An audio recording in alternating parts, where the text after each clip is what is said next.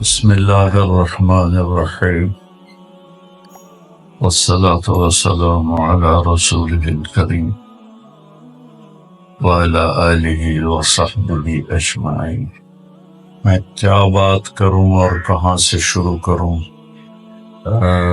میرے جذبات مجھے بولنے نہیں دے رہے۔ یہ سب کچھ جو میں دیکھ رہا ہوں 23 نومبر 1972 بروز جمعرات اس گاؤں سے مجھے نکالا گیا، اور نکالنے والے کوئی اور نہیں تھے، میرے باپ تھے، میرے والد تھے۔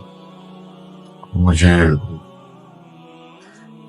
ساری پکچر میری آنکھوں کے سامنے، سفید چولا پہنا ہوا تھا، سفید چادر باندھی ہوئی تھی، اپنی پگڑی کو کھول کے الٹے کندھے پہ رکھا ہوا تھا، اور ان کے ہاتھ میں سفید تسبیح تھی۔ اس طرح پرنٹ ہے میرے دماغ میں وہ سارا نقشہ۔ اور میں ناشتہ کر رہا تھا، ایک دم میرے والد رحمت اللہ علیہ غصے میں آ گئے مجھے دیکھ کر۔ فرمایا کہ تو مولوی بننا ہے تو میرے گھروں نکل جا، نکل جا کی گونج اب بھی میرے کاموں میں ہے، میرے کاموں پہ دستک دیتی۔ میرے ایک دم آنسو نکلے، پھر دوبارہ فرمایا کہ تو مولوی بننا ہے تو میرے گھروں نکل جا۔ یہ ابتدائے سفر جس کی ہو، وہ اس کی انتہا یہ سوچ سکتا ہے جو اللہ مجھے دکھا رہا کیا کر رہا ہے۔ میرے تو آنسو ہی نہیں ختم ہوتے کہ یا اللہ یہ کیا ہو رہا، اتنی بے بسی کی تصویر۔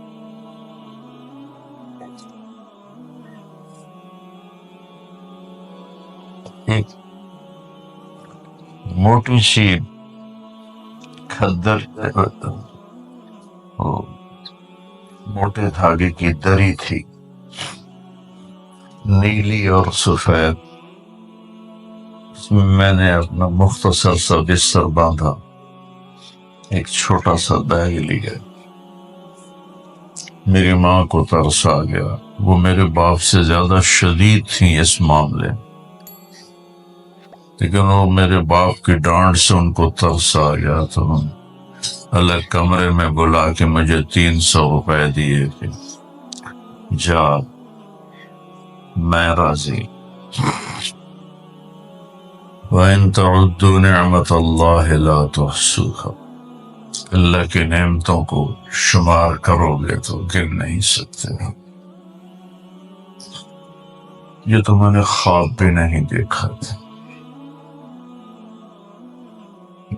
دنیا میں اللہ میری آواز پہنچائے گا میں نے کبھی سوچا بھی نہیں، میری آواز ہدایت کا ذریعہ بنے گی کبھی سوچا بھی۔ میرے والد فرماتے تھے تو مولوی بن کے کی کروں ہے، تینوں کیا پوچھنا ہے۔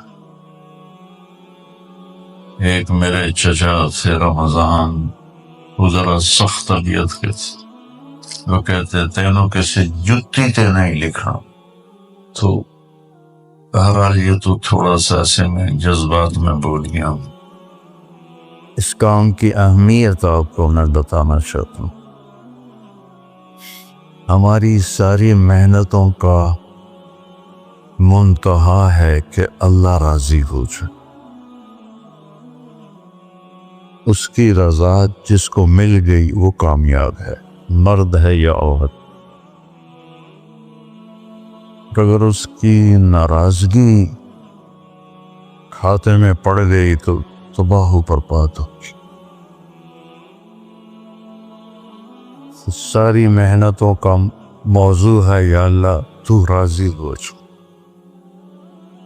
از لذت دیدارش خسرو چه تواں گفتم سر دادن و جان دادن نادیدہ رخ یار. امیر خسرو فرماتے ہیں کہ میرے اللہ تجھے دیکھے بغیر لوگ کس طرح تیرے نام پہ قربان ہوئے، سر کٹائے، جانیں دے گئی، جلا دیے گئے، بہا دیے گئے، دبا دیے گئے، لیکن تیری طلب کا سفر انہوں نے نہ چھوڑا. جب بن دیکھے تیرے نام کی لذت نے انہیں ٹکڑے ٹکڑے کر دیا. حملوا علی الاخشاب ونشروا بالمناشی. امیر خسرو کی بات کے ساتھ حدیث بھی یاد آ گئی، یعنی سولیوں پہ لٹکا دیا گیا، زندہ کے بدن میں لوہے کی کنگھیوں کو ڈال کر ان کے گوشت کو ادھیڑا گیا.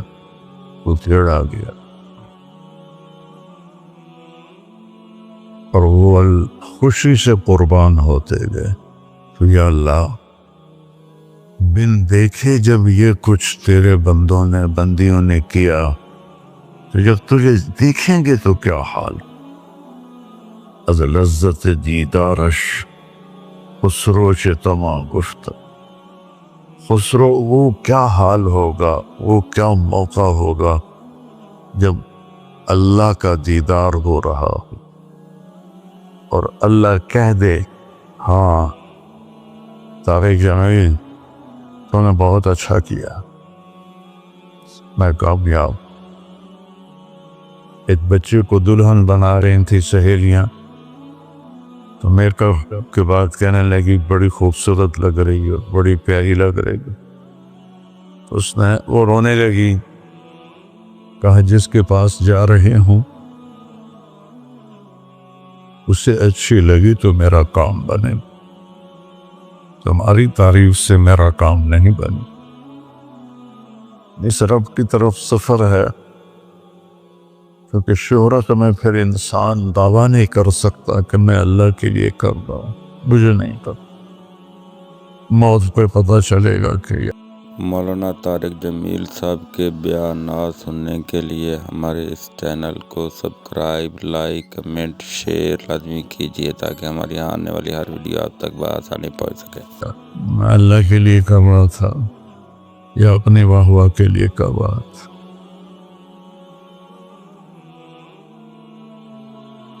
تو کوئی دعویٰ کوئی نہیں ہے، منزل اللہ ہے اور اس سے راضی کرنا ہے.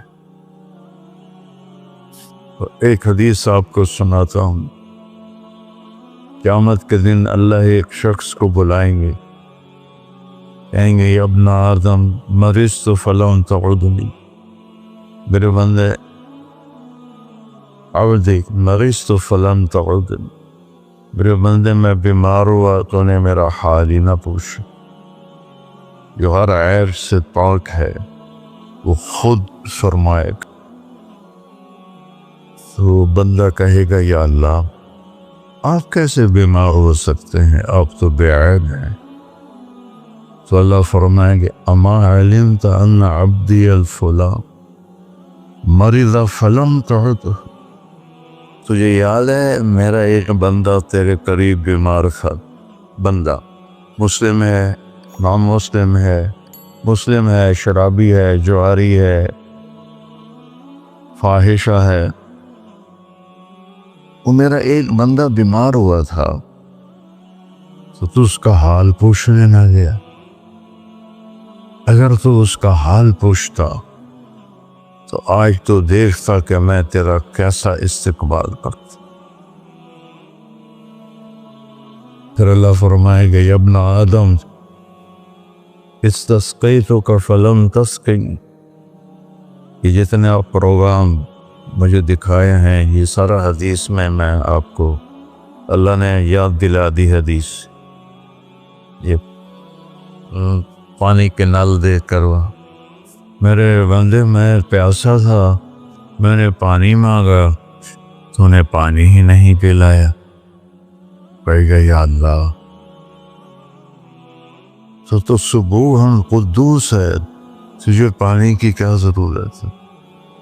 اللہ فرمائیں گے اما علمت ان عبدی الفلان استسقاک فلم تسقہ، تجھے یاد نہیں میرا ایک بندہ بندی اچھا برا بری یہ باہر سے نکال نہیں، وہ تیرے پاس آیا تھا پانی پلا دو پیاس لگی ہے، تو نے اسے پانی نہیں پلایا تھا، اگر تو اسے پانی پلا دیتا میرے پاس اس کا صلہ دیکھتا کرنا، یہ ایسے ہی ہے جیسے تو نے مجھے پانی دی، مجھے میرا حال پوچھ، وہ شرمندگی میں ڈوب رہا ہے۔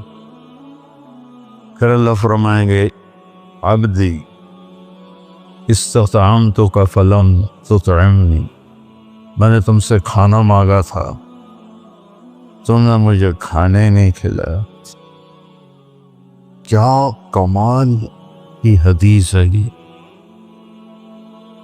کس طرح اللہ اپنے بندے سے محبت کا اظہار کر رہا ہے، کھانے سے پاک، پینے سے پاک، بیماری سے پاک، موت سے پاک، زمان و مکان سے پاک، لا یحویہ مکان ولا یشتمل علیہ زمان، نہ وہ مکان کی قید میں ہے نہ زمانے کی قید میں ہے، اور یطعم ولا یطعم، کھاتا کھلاتا ہے کھاتا نہیں، یسقی ولا یسقا، پلاتا ہے پیتا نہیں۔ ایک انسان کی کیا قیمت ہے۔ میرے بندے میں نے کھانا مانگا تو نے انکار کر دی، وہ کہے گا یا اللہ آپ تو کھانے سے پاک ذات ہیں۔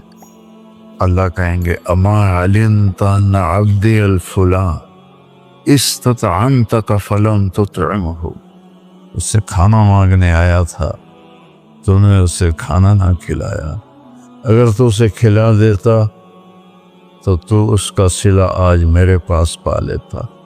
یہ ایسا تھا جیسے تو نے مجھے کھانا دے دیا۔ یہ اتنا بڑا عمل ہے، اس میں مومن مشرک کی بھی کوئی قید نہیں ہے۔ اللہ کو انسان بطور انسان پسند ہے۔ ابراہیم علیہ السلام پہلے شخص ہیں جنہوں نے مہمان کے ساتھ کھانا کھانے کی سنت کو جاری کیا، بغیر مہمان کے کھانا نہیں کھاتے تھے، مہمان آتا تھا تو اس کے ساتھ تھا۔ ایک مہمان آیا، آپ نے اس کے سامنے کھانا رکھا، اس نے لقمہ توڑ کے منہ میں ڈال لیا، تو ابراہیم علیہ السلام نے فرمایا بسم اللہ تو پڑھ۔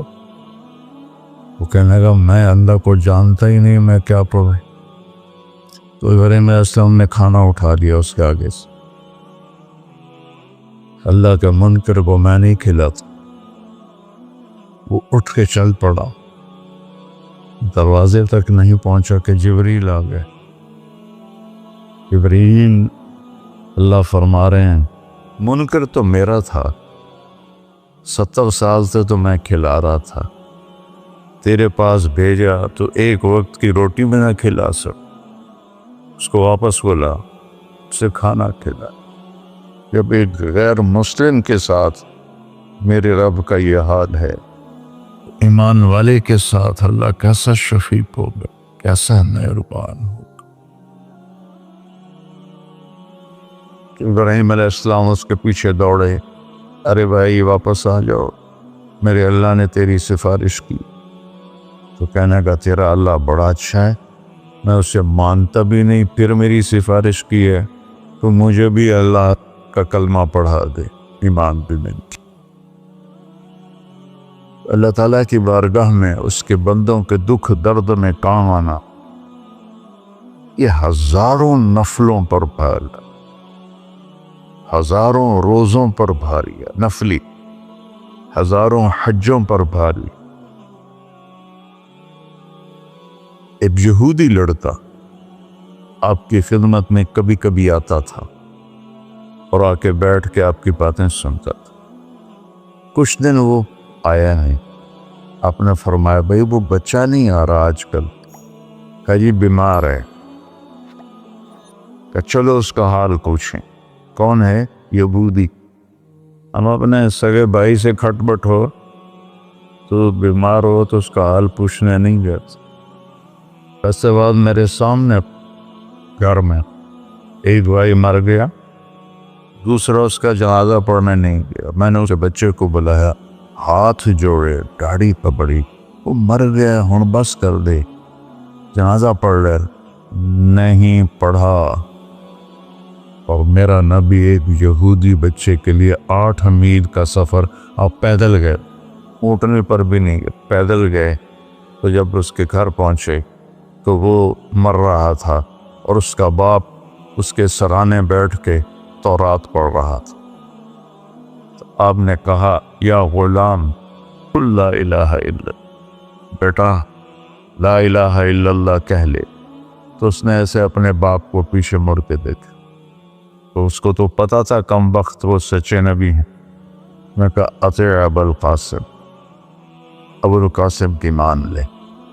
اس نے کلمہ پڑھا اور چند لمحے بعد اس کا انتقال ہو۔ تو ہمارے نبی تھے نا، ایسے ہو گئے، پنجوں پہ کھڑے ہو گئے، ایسے خوشی سے ایسے ہو گئے، اور کیا کہا، الحمدللہ الذی انقذہ بی من النار، تو نے اسے میرے ذریعے جہنم سے بچا دیا۔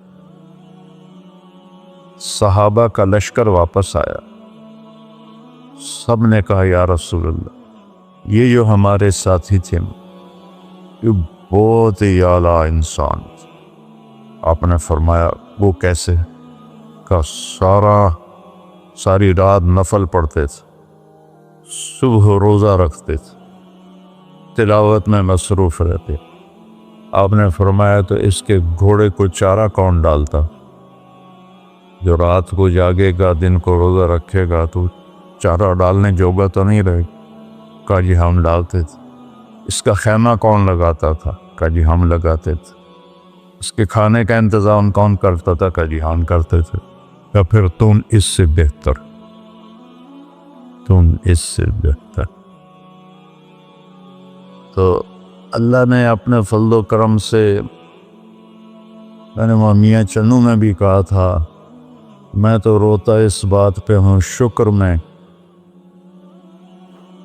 کرتا خود ہے، اوپر ہمارے نام لگا رہا ہے۔ یہ طارق جمیل نے کیا ہے، یہ احتشام نے کیا ہے، یہ یوسف نے کیا ہے، یہ راشد نے کیا ہے۔ کرتا تو خود ہے، ہمارے کھاتے میں ڈال دیتا ہے۔ تو فرائض کے بعد دیکھو، فرائض کی معافی کوئی نہیں۔ فرائض کے بعد اللہ کے بندوں کے، ایک آدمی نے کہا یا رسول اللہ اريد ان اکون خیر الناس، میں چاہتا ہوں سب سے اعلیٰ درجے کا انسان بن جاؤں۔ تو آپ نے کہا کن نافعا للناس تکن خیر الناس، تم لوگوں کی خدمت کر تو سب سے بڑا انسان بن جائے۔ اتنے نفل پڑھ، اتنی تہجد پڑھ، اتنے روزے رکھ، اتنے حج کر، اتنے عمرے کر، لوگوں کی خدمت کر، سب سے بڑا انسان بن جائے۔ فرائض کی معافی نہیں۔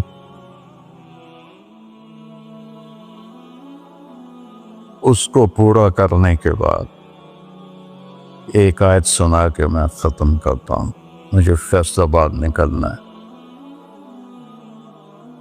اللہ تعالیٰ نے لوگوں کی مدد کے لیے جو تعبیر استعمال کی ہے کسی جگہ نہیں۔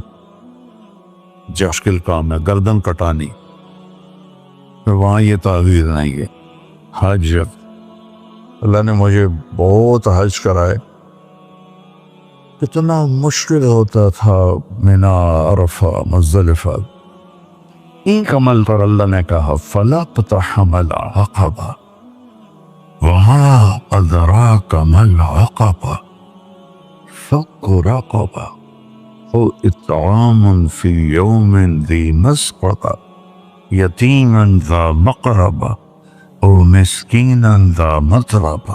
اللہ اکبر۔ کیوں نہ پھر تو نے گھاٹی میں چھلانگ لگائی؟ عرب میں پہاڑ تھے، گھاٹیاں تھیں، تو گھوڑے کو اٹھانا اس کو اقتحام کہتے ہیں۔ آگے کوئی کھائی ہے، کھڈا ہے، وہاں سے گزارنے کے لیے کھائی گہری ہے تو گھوڑا نیچے تو جائے گا نہیں، تو پھر وہ پیچھے سے آ کر جب اس کے قریب آتے تھے تو اس کو چھانٹا مارتے تھے، وہ لگام ایسے اٹھاتے تھے، گھوڑا تیر کے آگے نکل جاتا تھا۔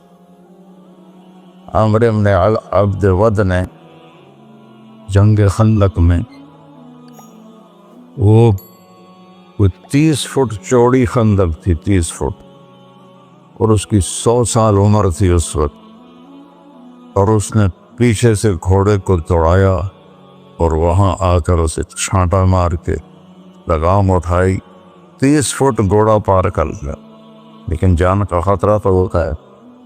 تو اللہ نے کہا پھر تم نے گھاٹی میں چھلانگ کیوں نہ لگائی؟ پھر کہا تمہیں پتہ بھی ہے کہ میں کون سی گھاٹی کہہ رہا ہوں؟ پہاڑاں والی نہیں، کھائیاں والی نہیں، تمہیں پتہ ہے کون سی گھاٹی ہے؟ کہا نہیں یا اللہ، کا فق رہا ہوا، مشکل میں پھنسے ہوئے کی گردن کو چھڑانا۔ کتنے لوگ ہیں جو مشکلوں پھنسے تھے، مشکل میں پھنسے ہوئے کی گردن چھڑانا۔ یتیم رشتہ دار کو کھانا کھلانا، مسکین انسان کو کھانا کھلانا۔ فقیر اسے کہتے ہیں جس کے پاس چھت بھی ہو، ایک دن کا راشن بھی ہو۔ مسکین اسے کہتے ہیں جس کے پاس نہ چھت ہو نہ کھانا ہو۔ کہ یہ ہے گھاٹی پار کرنا۔ ثم كان من الذين آمنوا وتواصوا بالصبر وتواصوا بالمرحمہ، یہاں غیر مسلموں کو آؤٹ کر دیا کہ یہ کام تب قبول ہوگا جب ایمان بھی ہوگا اور نیکی کی بھی۔ میں تو میں نے $4 کا ڈالر خریدا تھا، تو میں نے اس کو پہلا فاؤنڈیشن کا پتھر 5000 میں نے اس کو دیا۔ ویسے تو میں اسکول سے ہی، اللہ نے میری طبیعت ایسی تھی کہ میں اپنے فلم دیکھنی ہوتی تھی، اپنے دوستوں کی ٹکٹ بھی ساتھ لے لیتا تھا۔ یہ فاؤنڈیشن تو میں نے وہاں سے شروع کی تھی۔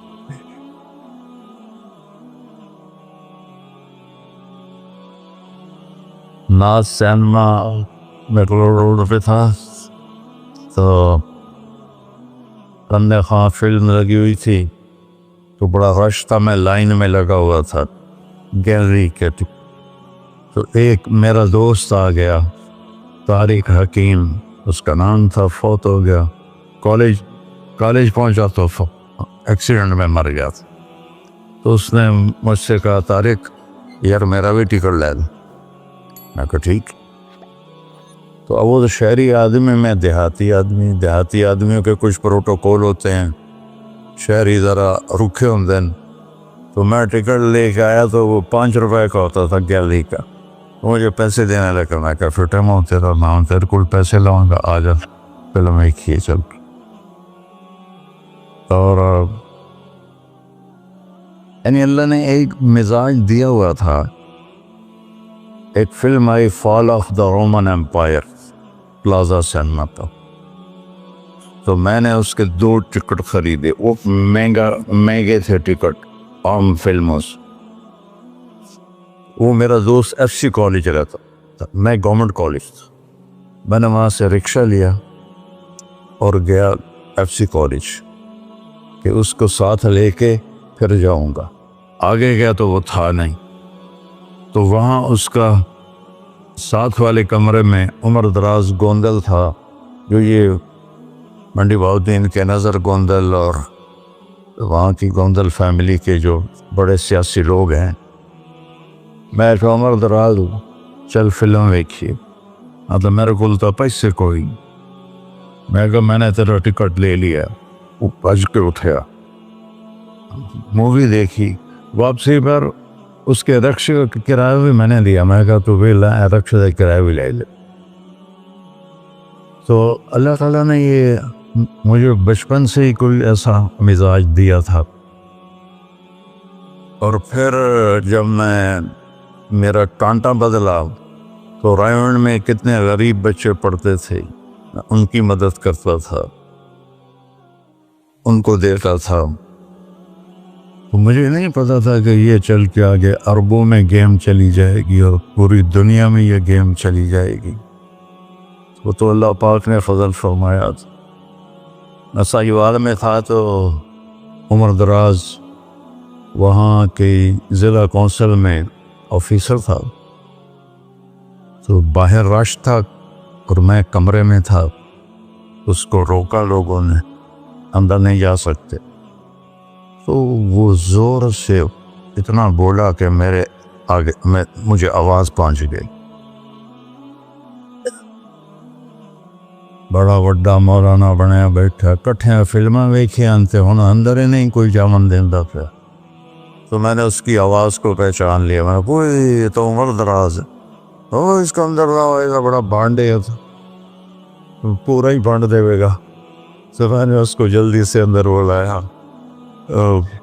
ہم نے Fall of the Roman Empire film کا نام تھا، وہ ہم نے پلازا سینما پہ دیکھی تھی۔ وہ بھی جوانی میں ہی فوت ہو گیا، اللہ اس کے درجے بلند فرمائے۔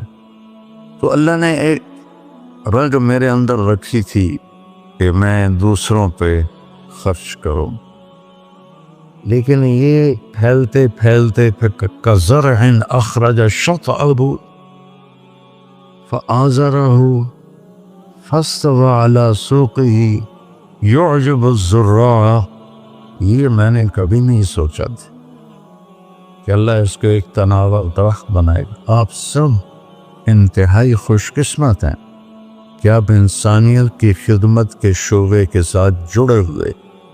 یہ آپ کی آخر علم، اگر آپ اللہ کی رضا کے لیے کر رہے ہیں تو یہ آپ کو نفلوں سے زیادہ اجر ہے اس کا۔ اور دعا یہ کرو کہ ایک تو ہمارے دل میں تکبر نہ آئے، ہمارے دل میں فخر نہ آئے، ریاکاری نہ آئے، کام میں نیت خراب نہ ہو، تو کسی کی دعا لگے گی اور کہاں چلی جاؤ۔ دعاؤں سے وہ کام بنتے ہیں جو نہ پیسے سے بنتے ہیں نہ مجاہدے سے بنتے ہیں۔ مجھے پتہ نہیں کہ اللہ نے یہ سارا نظام میرے ساتھ کیوں چلایا، کیسے چلایا۔ یہ ایک واقعہ کی طرف میرا ذہن جاتا تھا۔ سردی شدید تھی اور رائمنڈ سنسان ہوتا تھا۔ باہر بازار میں 2 ہوٹل تھے، ایک چائے کی دکان تھی۔ میں برآمدے میں کھڑا تھا تو میرے استاد صاحب رحمۃ اللہ علیہ مولانا عبدالرحمان، انہوں نے کروٹ بدلی کیا۔ تو ان کے قریب دوسرے استاد لیٹے ہوئے تھے، مولوی احمد بٹلہ صاحب۔ کہنے کہ مولانا کیا ہوا؟ کہنے کہ سر میں بہت درد ہے۔ بس یہ سننا تھا کہ میں اوپر گیلری میں میرا بستر تھا اور وہ اتنی سختی تھی گورنمنٹ میں کہ یہ جو گھڑی باندھنا بھی وہ کیا تھا، خلاف قانون تھا، اور تھرمس رکھنا بھی خلاف قانون تھا۔ مجاہدہ ٹھڈی چاہ پیو۔ تو 2 لڑکوں نے تھرموس چوری رکھا ہوا تھا، تو وہ میں ایک کو میں نے جا اٹھایا، میں نے بوئے تھرموس کتنے؟ کہتا وہ پڑا ہوا ہے، وہ پڑا۔ تو میں نے اس سے اٹھایا، بغل میں ڈالا اور میں نے بازار کی دوڑ لگا دی. 10 بج رہے تھے اور 10 بجے سناٹا. 250-300 کا تو مجمع ہوتا تھا ریمنڈ. میں کہ یا اللہ کوئی دکان کھلی ہو, یا اللہ کوئی دکان کھلی ہو. تو میں ننگے پاؤں, دسمبر کا مہینہ تھا, میں ننگے پاؤں دوڑا اور میں نے دیکھا تو وہ چائے کی دکان کا دروازہ بند تھا اور روشنی آ رہی تھی.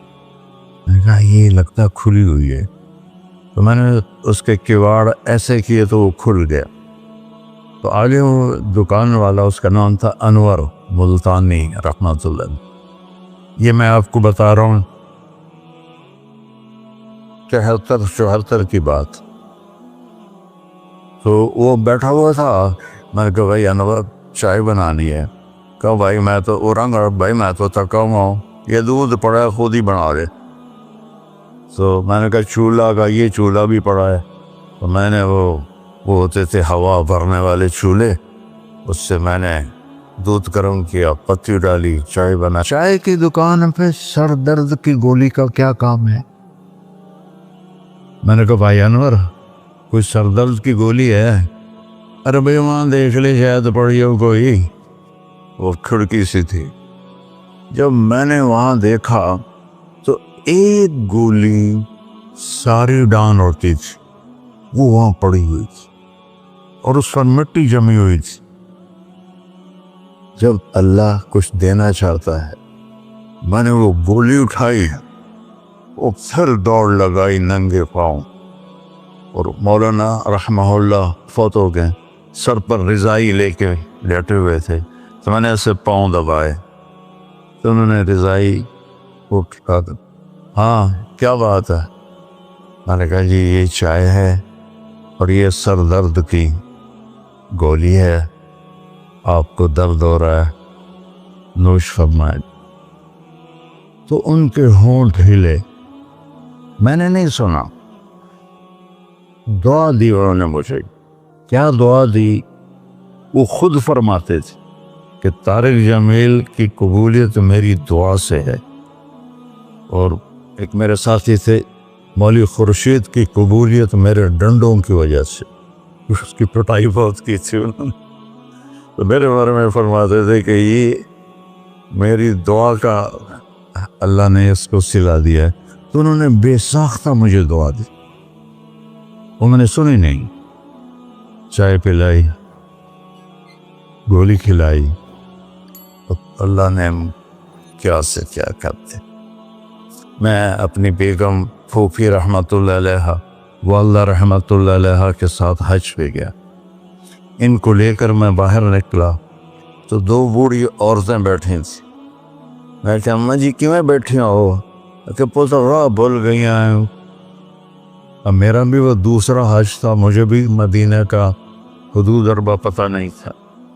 میں کہ کوئی ہے تھوڑے کل کارڈ؟ انہوں نے کہا اے کارڈ ہے. میں کہ آ جاؤ. اور دونوں چل پڑی. مجھے ایک عرب ساتھی نے پورا گھر دے دیا ہوا تھا. جو دروازے پر پہنچے تھے ایک اور کھانے لگے, نہیں میں نہیں جانتی. وہ کرنے کے دیکھ کے نا شور شریف لگتا ہے, کوئی ایڈی وڈی گل. آ جا آ جا. وہ دونوں کو لے کے میں نے اپنی بیگم سے کہا کہ ان کو کھانا کھلاؤ. اور وہ کارڈ لے کر میں اپنے ایک دوست کے پاس گیا, وہ جو جس کا گھر تھا. میں نے کہا اٹھو دکان سے اور یہ پتہ تلاش کروا. تو ہم دونوں گاڑی میں بیٹھے اور گھومتے گھومتے گھومتے کوئی آدھے گھنٹے کے بعد ہم نے وہ بلڈنگ تلاش کری. تو ہم واپس آئے تو دونوں مائیاں عرب والے کی تھیں, سوئی پڑی تھی. میں نے کہا اماں جی اٹھو, تھوڑا گھر ویکھ آیا, تم لے جانا. تو ان میں سے ایک دم وے بیٹا تینوں رب اپنے سونے دیا زیارتاں کرائی رکھے. میں نے بیگم سے کہا بیگم یہ دعا قبول ہو گئی. 90 سے لے کر آج تک بلا ناغہ میرے رب نے مجھے اپنے گھر بلایا. ایک 94 کا حج نہیں ہوا کہ وہ میری انگلینڈ تشکیل ہو گئی تو میں وہاں چلا گیا. پے در پے حج عمرہ حج عمرہ حج عمرہ حج عمرہ. یہ 3 سال کووڈ کے جو آئے تھے نا وہ ناغہ ہے. تو میں ہمیشہ کہتا تھا کہ اماں دی دعا. اب ایک مزار قصہ سنا کے پھر نماز پڑھنی میں طواف کر رہا تھا تو میری نظر پڑی جواد وسیم پر. وہ مقام ابراہیم پر نفل پڑھ کے نا بیٹھ کے دعا مانگ رہا تھا. تو میں وہاں کھڑا ہو گیا. میرے ساتھی نے کہا طواف پورا کرنا بھی ہے. میں کہا پتہ نہیں اٹھ کے کتنے چلا جاوے. لہٰذا میں اس کے سامنے ایسے منہ کر کے کھڑا ہو گیا. وہ ایسے دعا مانگ رہا تھا. مانگتے مانگتے مانگتے اس نے جب اوپر نظر اٹھائی تو مجھے دیکھا تو اس نے ایسے بھی نہیں کیا, اتنے ہی ہاتھ چھڑے دوڑ کے میرے پاس آیا. کہنے لگا مولانا تمہیں پتہ میں کی دعا کر رہا اس. میں کہا میں کوئی نجومی ہے جو انہوں پتہ لگے ہوئے. کہنے لگا میں یہ دعا کر رہا یا اللہ مولی طارق جمیل کو اماں کی دعا لگی ہوئی ہے, وہ ضرور آیا ہوگا حج پر, وہ جہاں بھی ہے مجھے ملا دیا. کہ یہ میرے الفاظ ختم ہوئے تو تو سامنے کھڑا تھا. تو اس میں آپ کو دعائیں ملیں گی بڑی زبردست. اللہ اپنے فرائض پورے کرو, نماز میں اتنا نہ ہو, کسی کے لیے دل میں نفرت نہ رکھو, آپس میں اگر صحیح چلنا ہے تو ایک دوسرے کی غیبت نہ کرو, برائی نہ کرو, تو پھر انشاءاللہ نسلوں تک اللہ ہمارا یہ کام چلے گا. میں روزانہ مانگتا ہوں یا اللہ اس کو صدیوں پر لے جا. یہ نہیں کہ میں چلا جاؤں تو کام ختم ہو جائے. یا اللہ اس کو صدیوں پر لے جا, تیرے لیے کیا مشکل. تو میں آپ سب کا شکر گزار ہوں, اور یہ جو انہوں نے اتنا خوبصورت انتظام کیا ہے اس پر بھی انتظام والوں کا بڑا شکر گزار ہوں. پتہ ہے اس بستی کا نام کیا تھا پرانا؟ ڈل لالا. ڈل کہتے ہیں اس کنویں کو جس میں پانی نہ ہو, اس کو ڈل کہتے ہیں. تو یہاں پہلے آبادی نہیں تھی. 1945 میں ہمارا گاؤں ہے وہ ادھر حسین پراڑی والا, وہ 300-400 سال پرانا گاؤں ہے. تو جیسے برادریوں میں ہو جاتی ہے خبر, تو وہ کچھ ہوا ہوگا ہماری تو پیدائش سے پہلے. تو میرے تایا رحمۃ اللہ علیہ میاں حق نواز, انہوں نے آ کر یہاں گھر بنایا. اس وقت اس سے 50,000 روپیہ خرچ کیا تھا. تو 1948 میں پھر ان کے چھوٹے بھائی تھے میرے والد, انہوں نے آ کے گھر بنا لیا. تو اس گاؤں کی ابتدا ہوئی اور بسم اللہ ہوئی. تو اللہ تعالیٰ اسے آباد رکھے, اس چھوٹے سے گاؤں سے اس میں یہ رونقیں لگی رہیں. آپ کے تعاون کا, ان مستورات کا, ان بچیوں کا, آپ کا سب کا انتہائی شکر گزار ہوں. آپ اپنے اس کو جاری رکھیں. میں اجازت چاہتا ہوں.